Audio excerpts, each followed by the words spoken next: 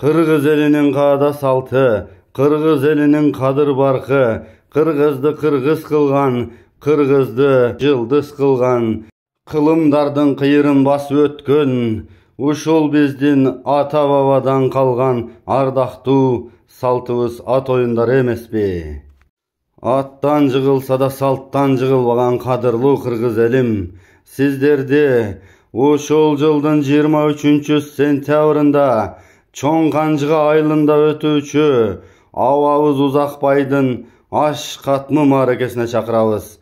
23-сентябрь күнү Узакбай аганын уулдары ата-энесине катмы Куран окутуп, Кыргыздын улуттук күрөшүн, арткан тартуу, салттык оюндарын өткөрөт. 25-сентябрь күнү Чоң Канжыганын тектиринде Узакбай аганын уулдары чоң аламан толотпо кулак өткөрөт. Аламан улакка сайылган сорундарыбыз төө, токулуу ат, 5 тай, 5 торпок, 5 кой, 300 000 акчалай сооруну бар. Аягында алтын кур, үстүнө акча кошуп сайылмакчы.